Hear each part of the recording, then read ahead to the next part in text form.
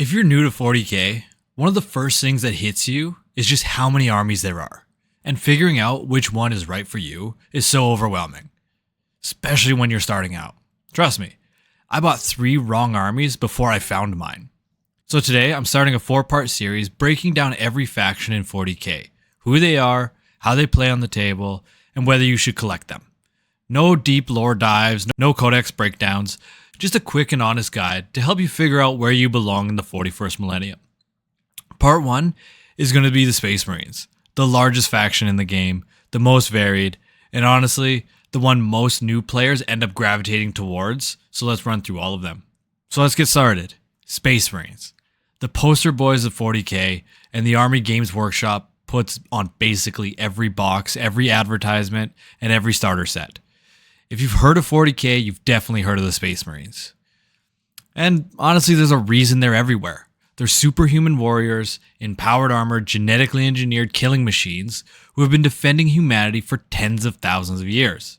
They're tactically flexible, visually iconic, and available in more variants than any other faction in the game.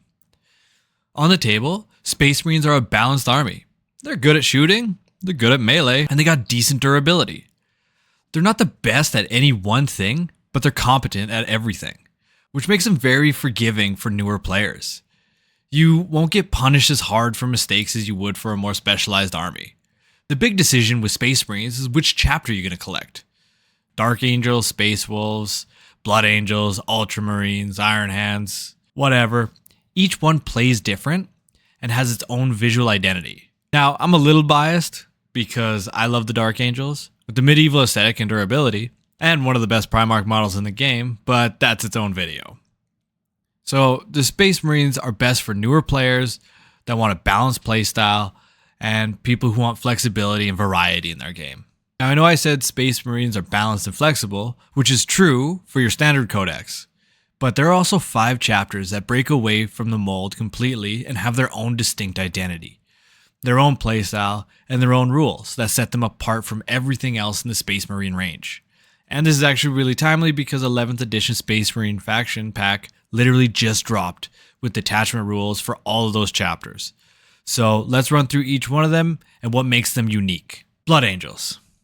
These are one of the most exciting Space Marine chapters heading into 11th edition because they are literally on the cover of the launch box. They're a chapter cursed by their own gene seed, the Black Rage, a genetic flaw that's been passed down by their Primarch Sanguinius. Drives their warriors into a berserk frenzy on the battlefield. The Death Company are the warriors who have fully succumbed to that rage. Warriors so consumed in bloodlust that their brothers paint them in black armor and send them screaming into the most dangerous fights imaginable. It's tragic and terrifying in equal measure. Now on the table, Blood Angels are the premier melee Space Marines chapter. Everything about them is built around closing the distance fast and hitting hard. Their signature detachment in 11th, Wrath of the Doomed, centers around the Death Company, giving them the ability to advance and charge in the same turn, provided they take some mortal wounds on the advance. Which sounds like a drawback until you realize you're getting your Death Company across the board and into melee a full turn earlier than your opponent expects. With 11th edition leaning into melee being more powerful across the board, Blood Angels are perfectly positioned. If you want a Space Marine army that gets into your opponent's face and doesn't stop until everything is dead, this is your chapter. The Blood Angels are best for aggressive melee players, people who love the tragic lore, and anyone drawn to the gothic vampire aesthetic. Next is the Dark Angels, one of my favorites, so I am a bit biased, but hear me out. The Dark Angels are one of the oldest and most secretive Space Marine chapters in existence.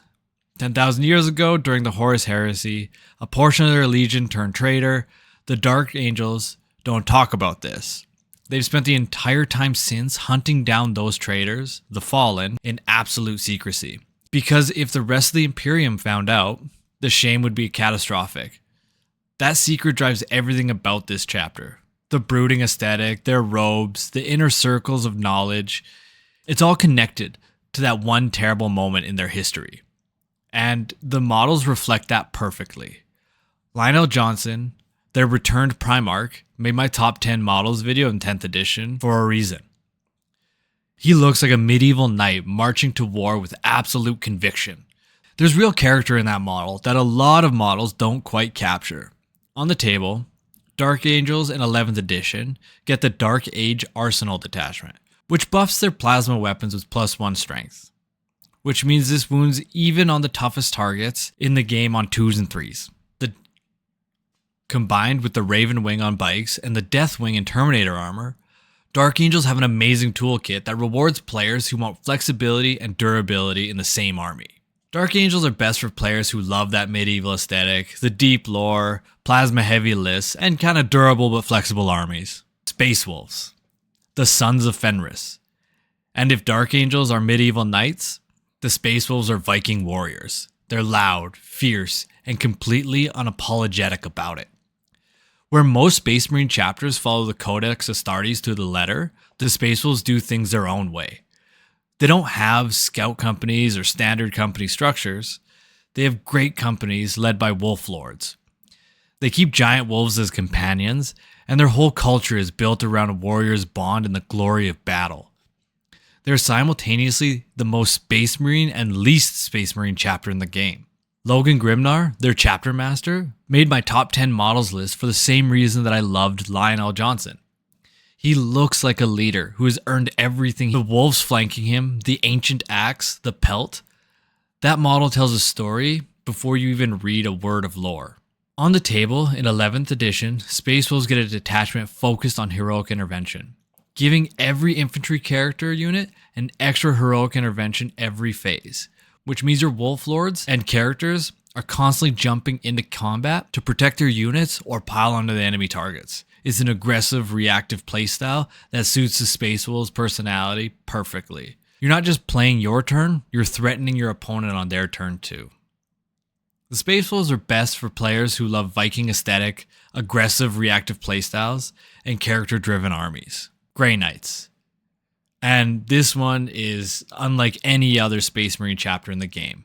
Grey Knights are the Imperium's secret weapon against Chaos Demons. Every single one of them is a Psyker. Not just some of them like other chapters, all of them.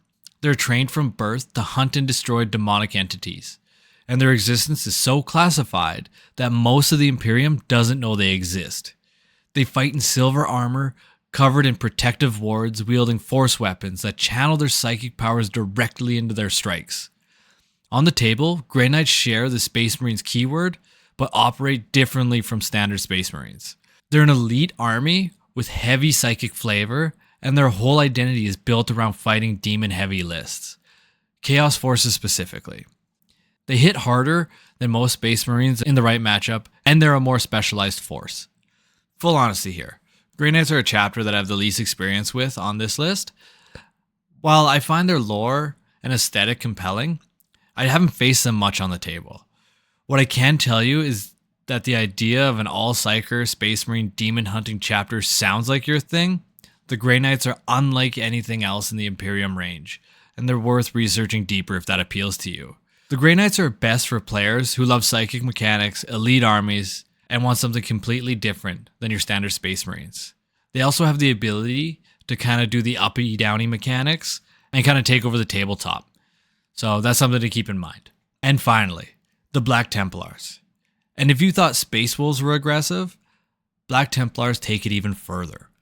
The Black Templars have been on this continuous crusade since the Horus Heresy. No homeworld, no fortress monastery, just an eternal war against the enemies of the Emperor waged across the entire galaxy. They're fanatically religious, utterly merciless, and they hate psychers so much that they don't even take librarians. In a universe full of chapters that push the boundaries of what Space Marines can be, Black Templars are the purest expression of righteous fury in the entire game. On the table, Black Templars are built around the Emperor's champion. They're a dedicated melee hero who vows to slay the enemy warlord and gain special rules for pursuing that oath. In 11th edition, their detachment, Living Miracle, buffs that Emperor's champion specifically, turning him into an absolute melee monster. That single model becomes the centerpiece of your whole strategy, and everything else in that army just supports him getting to the right fight at the right time. If you want the most aggressive, most fanatical, the most straightforward Space Marine chapter in terms of identity, Black Templars deliver that completely. No psychers, no politics, just crusade. The Black Templars are best for players who love the aggressive melee, religious warrior aesthetic, a straightforward but punishing playstyle. So that's the 5 Space Marine chapters with their own identity. Blood Angels for melee aggression, Dark Angels for durability and plasma, for Space Wolves for reactive character play, Grey Knights for psychic demon hunting, and Black Templars for pure righteous fury. If vanilla Space Marines feel a bit too general for you, one of these 5 is almost certainly where you belong.